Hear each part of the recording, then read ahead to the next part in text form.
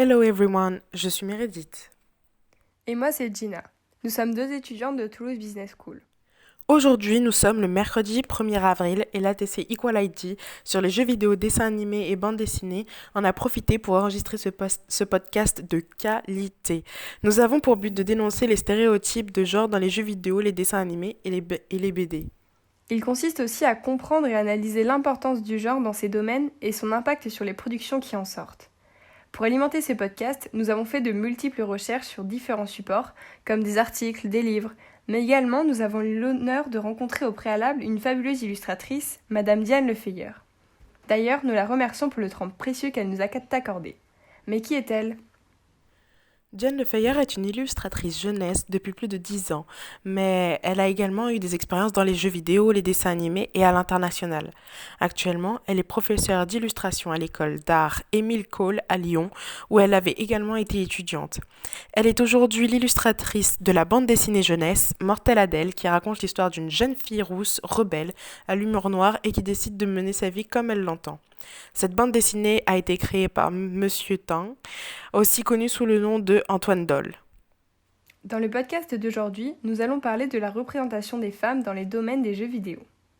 Et pour commencer, revenons sur le sondage que nous avons réalisé grâce à votre participation. Tout d'abord, nous souhaiterions vous remercier pour le temps que vous avez pris pour répondre à nos questions. De manière assez étonnante, on peut remarquer également que 45% des femmes et 45% des hommes sont capables de citer plus de 3 héroïnes féminines. Ces deux chiffres similaires ne voudraient pas signifier que femmes comme hommes, nous jouons à des jeux dans lesquels les héros sont majoritairement de sexe masculin. Ils reflètent plutôt le manque de notoriété des femmes héroïnes dans les jeux vidéo face à leurs confrères. Mais maintenant, passons aux choses sérieuses. Prenons le témoignage d'une professionnelle qui a vraiment travaillé dans le milieu. Aux alentours de 2002, quand Diane Lefeyer travaillait dans le milieu des jeux vidéo, celui-ci était composé d'une minorité de femmes, environ 5 pour une trentaine d'hommes. Cependant, les proportions dans ce milieu ont évolué et ont tend petit à petit vers une parité. En effet, selon une étude du Syndicat national du jeu vidéo, en France, le nombre de femmes parmi les salariés d'entreprises de jeux vidéo est estimé à 15%. Dans ce milieu, nous ne pouvons que constater et souhaiter une évolution, car comme Diane Lefeyer l'a si bien dit, on part de loin. Quand on a rencontré Madame Lefeyer, on s'est rendu compte que l'évolution est plus importante que ce que l'on pensait. On se posait la question de la représentation des personnages dans les jeux vidéo, et Diane Lefeyer nous a indiqué que celle-ci dépend de la cible à atteindre. Si on veut vendre un jeu vidéo, on aura plus tendance à représenter une héroïne avec une forte poitrine, car c'est ce qui est le plus vendeur. Business is business. Cependant, la dernière version de Tomb Raider est plus soft, moins fantasmée et plus réaliste.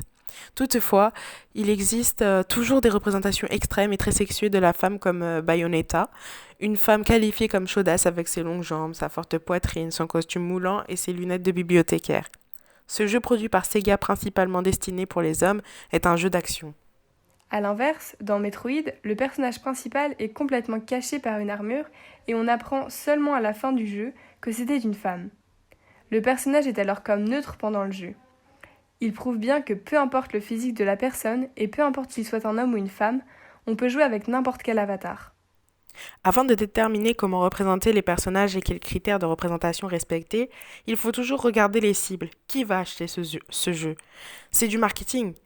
Les représentations des personnages proviennent parfois simplement des habitudes de dessin. Elles dépendent aussi de pour qui les illustrateurs travaillent et du style voulu par le scénariste et l'éditeur. Le marketing est déterminant car le but premier de la création d'un jeu vidéo est de le vendre.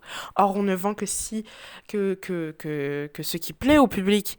C'est pourquoi les éditeurs restent hésitants à certaines expérimentations qui sont un peu hors normes. Au fond, les décisions des représentations sont régies par les éditeurs, le marketing et la loi du marché. L'image que la société a de la femme déteint donc dans le domaine des jeux vidéo. Finalement, ces jeux ne font que répondre à notre vision des choses. Effectivement. Et c'est la fin de notre podcast. Merci encore à Madame Diane Lefeyer d'avoir pris du temps pour répondre à nos questions. Merci beaucoup. Quant à vous, chers étudiants de TBS, on espère que ce podcast vous aura plu et qu'il vous aura éclairé sur la problématique de la représentation des femmes dans les jeux vidéo. Nous espérons que vous serez maintenant des lecteurs attentifs et pourquoi pas de futurs activistes dans cette lutte contre les stéréotypes. En attendant, on espère vous retrouver bientôt. Prenez soin de vous. Ciao!